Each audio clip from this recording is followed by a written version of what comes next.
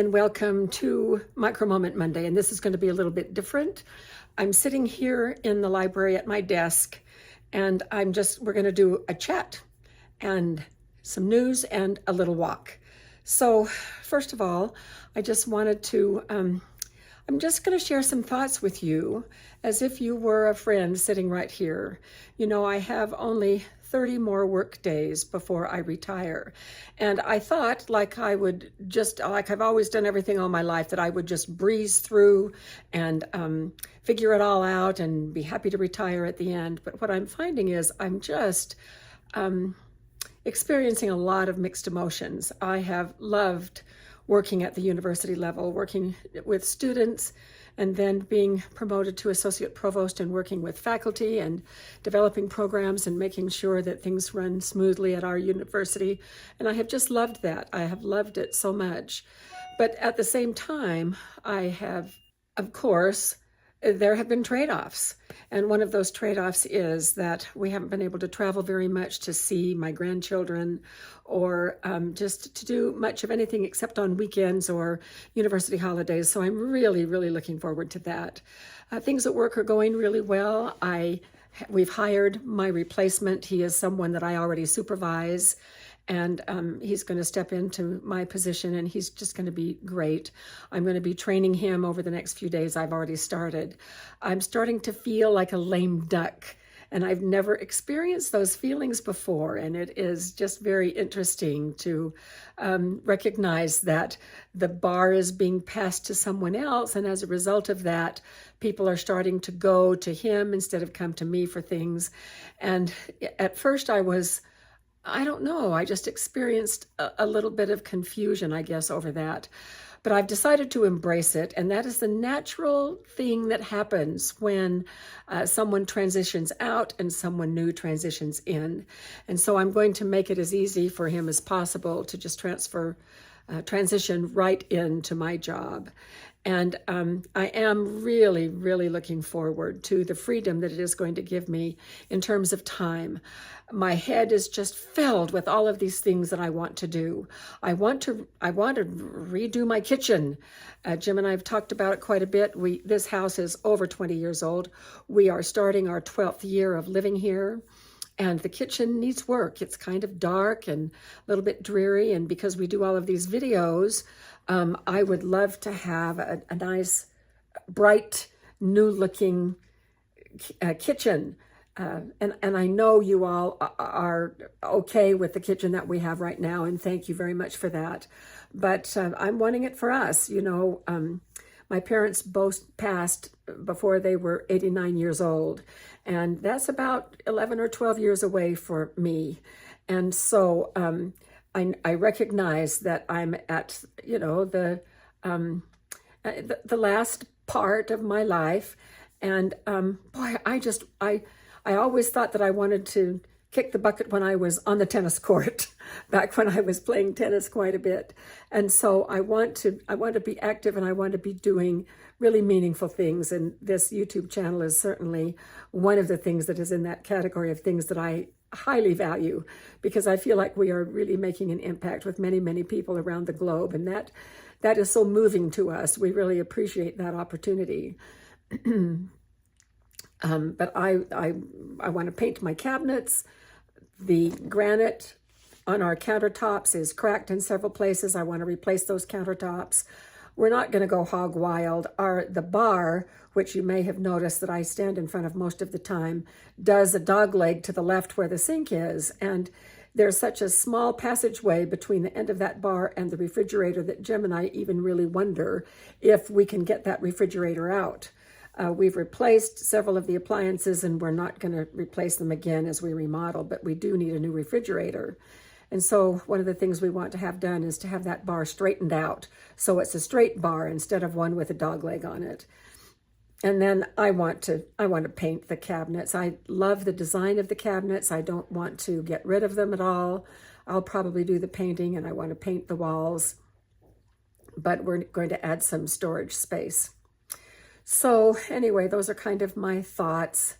And so have patience with me over this next 30 work days until December 22nd is my last day at work.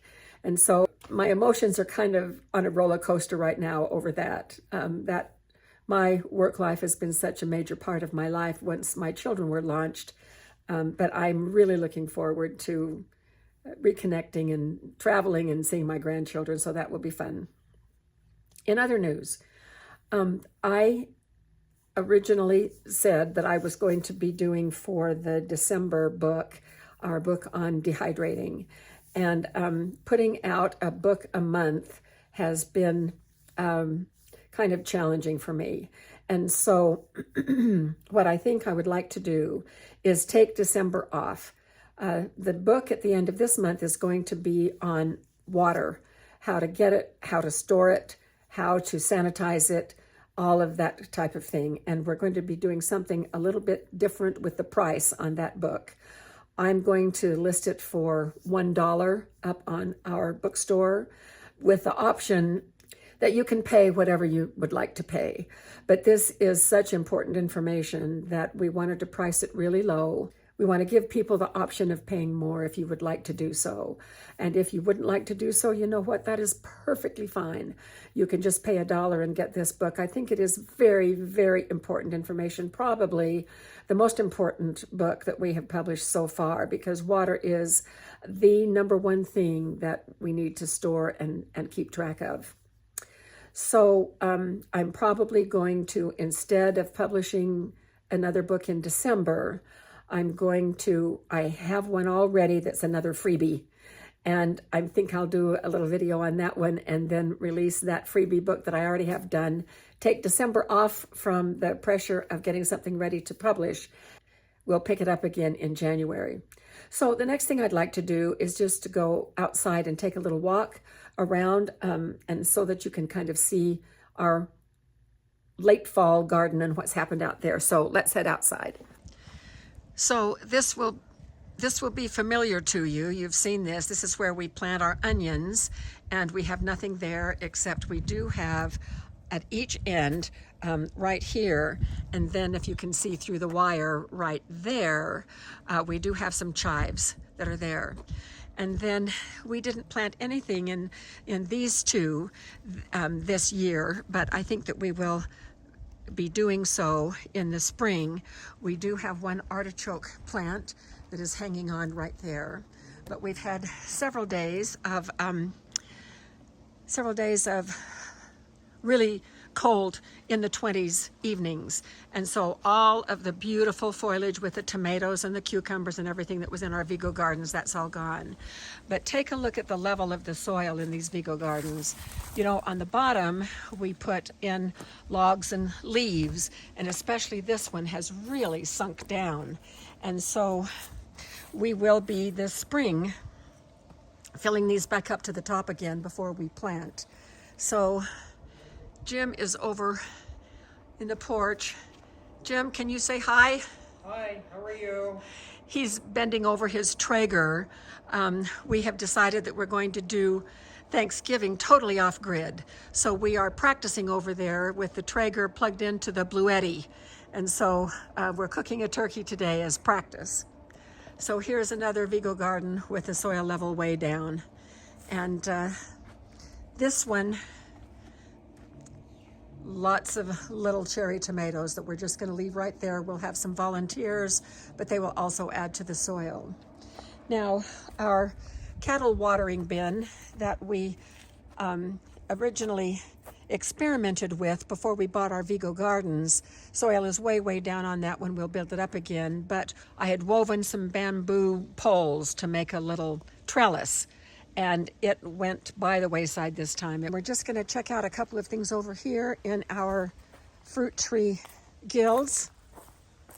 So here's catmint. It will die back some asparagus,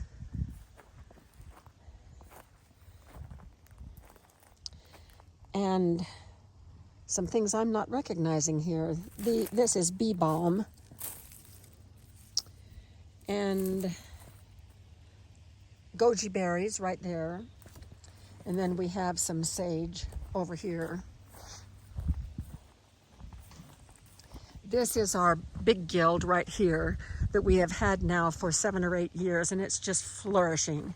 This is Russian sage, and yeah, the blossoms are all dried up now, so we won't see any bees. That's a little oregano and thyme right there. More catmint right here. And this is lemongrass. There's an artichoke. We'll see if it overwinters. That would just be dandy. Then we just have some orchard grass back there. One lonely apple left. Very wormy.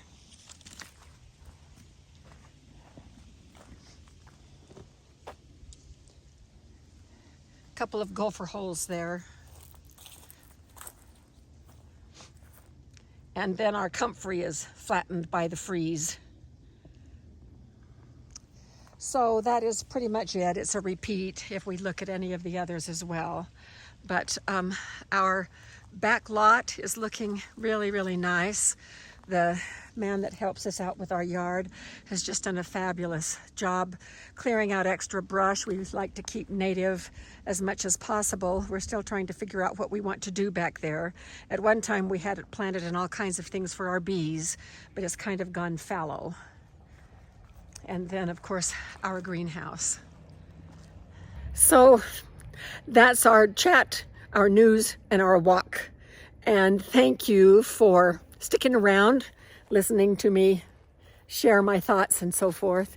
And so we will see you again next week for Micro Moment Monday.